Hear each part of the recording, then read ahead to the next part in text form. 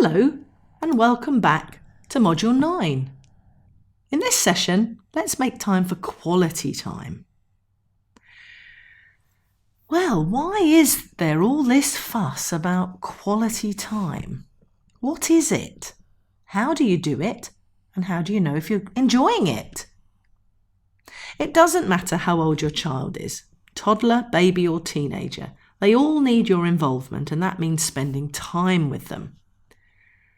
The reason why it's so important to spend time with them is that you never know when they're going to open up to you. My son never opened up to me in the car on the way home from school when he was tired and hungry, and when I directly asked him, "How was your day?" It was always at unspecific times when we were just chilling or being casual in our activity together. So the more time you're just together increases the likelihood of finding out about that row at school today, or that unkind remark, or that funny incident in the science lab.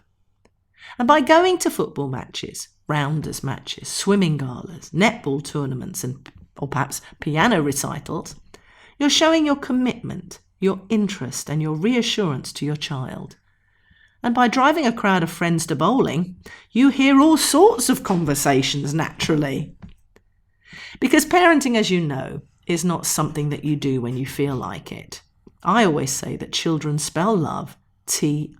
And it takes hard work and often means you have to rearrange meetings if you are a working parent. But when your child has flown the nest, you really won't say, "I wish I'd spent more time in the office." You'll regret that you didn't spend more time with your child when you had the chance.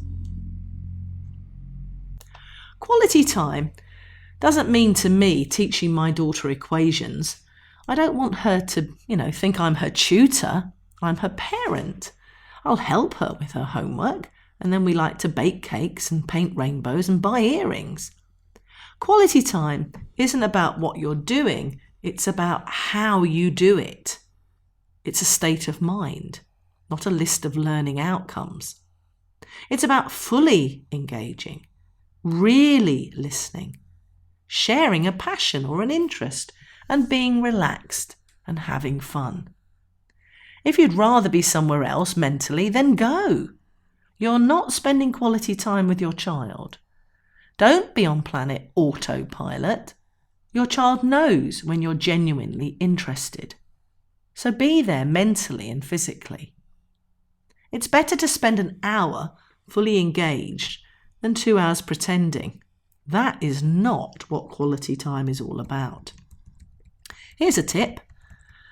Try to become interested in what interests your child, not what you are interested in or think your child should be interested in.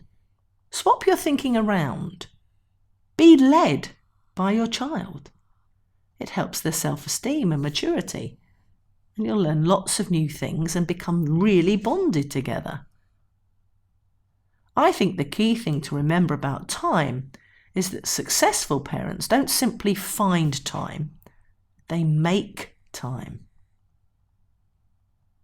The most important step to take as a parent is to develop a new way of looking at time, and one of the most important changes that happens in families when I work with them is when parents start to look at time in a different way. When you start to review time as a resource and something that's actually in plenty of supply, you use it more wisely and you start to take control over it, not it over you.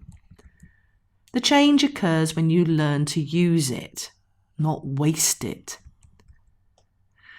So like any resource, time can be wasted or put to good use, but there's one big difference between time as a resource and other things. Time can't be stockpiled. It can't be saved up or stored up for later. It can't be hoarded or turned on or off. And it just can't be replaced. So once you've spent it, it's gone forever. And you can't get it back or retrieve it. And that's why it's so important to kids and family life. And that's why you don't hear people saying when their kids are grown up, "I wish I'd spent more time in the office." I believe You always have a choice in your life, in everything that you do or in everything that you say. And I believe we live by choice, not chance. And nowhere is this more apparent than in how we choose to spend our time as parents.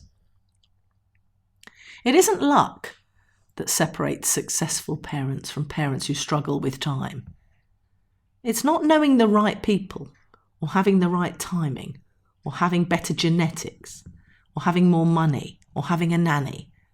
We all have 168 hours in a week, the same as everyone else. But it's what you choose to do with your 168 hours that matters. So I want you to listen to the way some parents talk about time, how they view it and how they use it. Some parents say that they kill time, they waste time, they've lost time, they let time slip away, they take time for granted, they squander time, they can't find the time. Whereas other parents say that they use time, they spend time wisely, they value time, they organise their time, they treasure time, they schedule or plan time, or they make time.